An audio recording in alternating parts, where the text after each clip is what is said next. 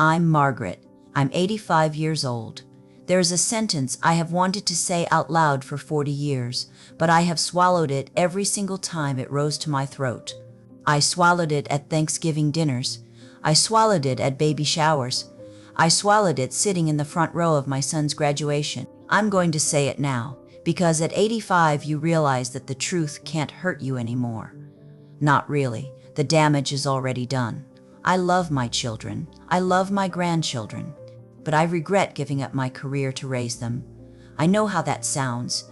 I know it sounds monstrous. In the world I grew up in, and even in the world we live in now, a woman is supposed to say that her children are her greatest accomplishment.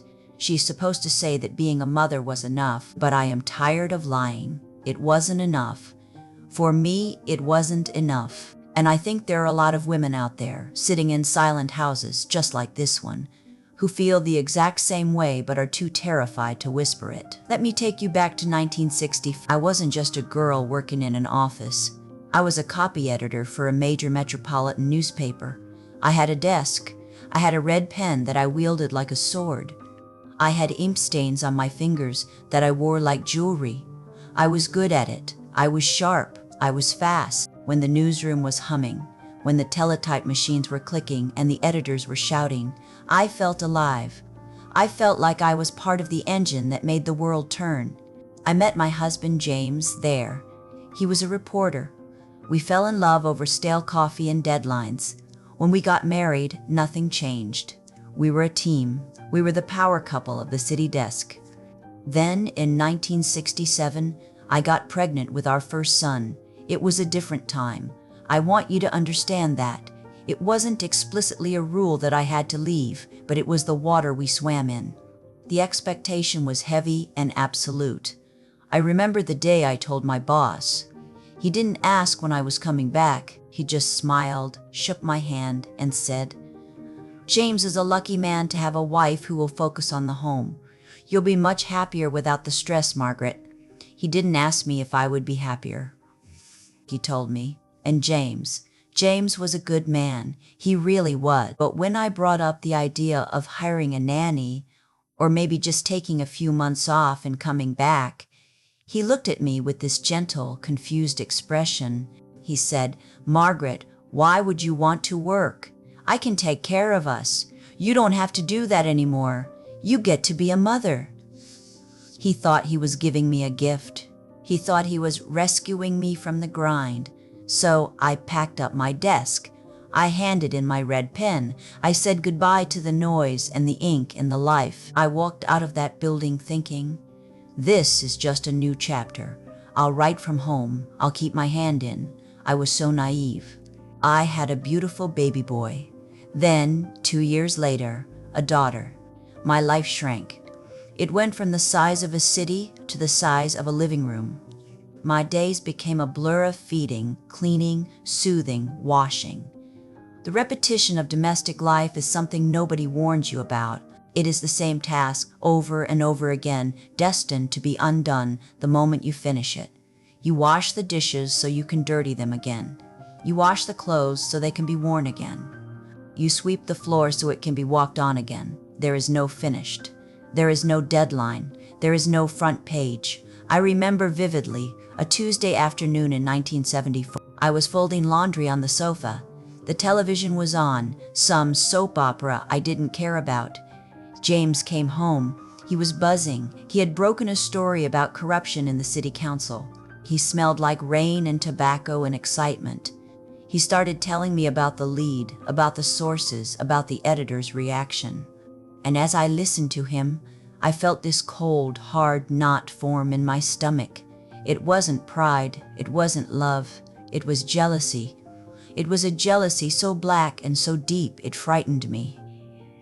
I wanted to be him. I wanted to be the one with the story. I wanted to be the one who had done something that mattered to the world outside this house. But I just smiled. I said, "That's wonderful, dear." I went back to folding the tiny socks. That was the beginning of the slow death of the woman I used to be. Over the years, I became James's wife, and David and Sarah's mother.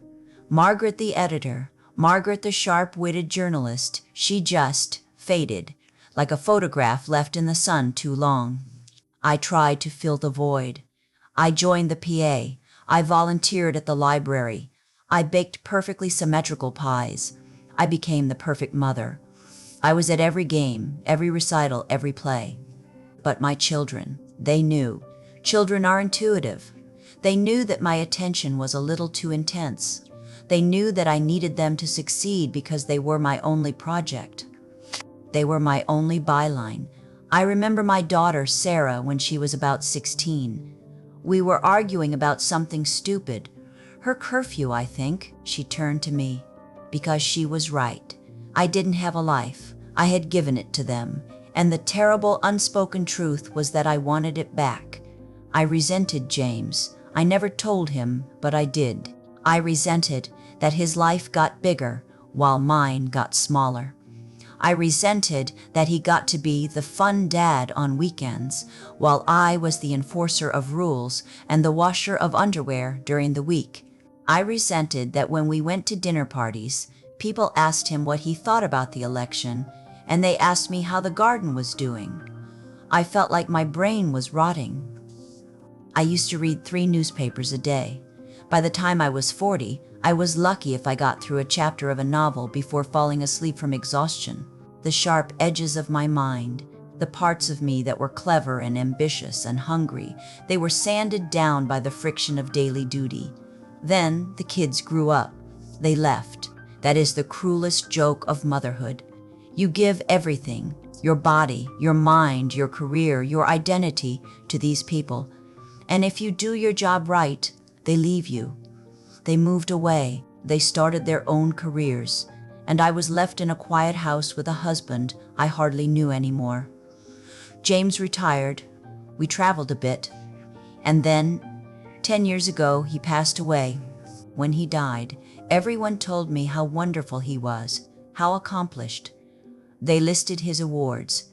They talked about his legacy. And I sat there, his widow, and I thought, I could have had a legacy too. I'm 85 now. I live alone. My children visit, of course. They are good children. They tell me they appreciate everything I did for them. But when they leave and the silence settles back over the house, I am left with my thoughts. I look at the young women today. I look at my granddaughters. One of them is a lawyer. The other is an architect. They are tired, yes. They are stressed. They complain about the balance. But they have fire in their eyes. They have stories to tell. They have a piece of the world that is theirs, and I am envious. I am 85 years old, and I am still jealous of the life I didn't live. I realized something recently. It's the reason I'm making this confession.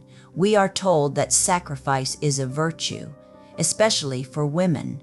We are told that being there for our family is the ultimate calling. But there is a cost to that sacrifice that nobody talks about. The cost is that you might end up resenting the very people you sacrificed for. There were moments, dark moments in the middle of the night, when I looked at my sleeping husband and thought, you stole my life. There were moments when I looked at my children and thought, I gave up everything for you, and you don't even know who I am. That resentment is a poison. It colored everything. It made me sharper with them than I should have been. It made me demanding. It made me needy. If I had kept my job, even if I had just worked part-time, even if I had just written freelance, I think I would have been a better mother. I wouldn't have needed my children to be my entire world. I would have come home to them happy instead of being home with them and feeling trapped. I would have had something to talk about at the dinner table other than the neighbors and the grocery bill. I would have taught my daughter, by example, that a woman belongs in the world, not just in the kitchen. Instead, I taught her that a woman's duty is to disappear. I cannot fix this now. That is the reality of being 85. There are no second acts left. I cannot go back to that newsroom. I cannot pick up that red pen. The person I could have been is a ghost. She never existed. And that is a grief that doesn't go away. It sits in the corner of the room watching me. I am telling you this not because I want pity. I don't deserve pity. I made a choice even if it felt like a forced one. I am telling you this as a warning. If you are a young woman watching this and you are standing at that crossroads, the crossroads where society tells you to choose between yourself and your family, please listen to me. Don't let go of the thing that makes you you. Don't buy into the lie that you can pause your life for 20 years and pick it back up where you left off. You can't. The world moves on, you change. The fire goes out if you don't feed it. You can love your children without becoming a martyr for them. You can love your husband without living in his shadow. It is okay to want something for yourself. It is okay to work. It is okay to have a passion that has nothing to do with diapers or dinner. In fact, it is necessary. Because if you give up everything, if you hollow yourself out until there is nothing left but the role of mother and wife, eventually the people you played those roles for will move on, and you will be stuck in an empty theater, waiting for applause that never comes. I am proud of my children. I am. But I am not proud of myself. I look back at my life and I see a long, smooth, flat line of duty. I don't see the peaks and valleys of a life lived fully. I see safety. I see obedience. And looking back from the end of the line, safety looks a lot like fear. I wish I had been brave. I wish I had fought for my place in that newsroom. I wish I had figured out the daycare. I wish I had let the house be messy. I wish I had let James cook his own damn dinner sometimes. I wish I had known that my happiness was just as important as everyone else's. It's too late for me. The ink is dry, but it's not too late for you. Don't make yourself small. Don't disappear. Hold on to your red pen.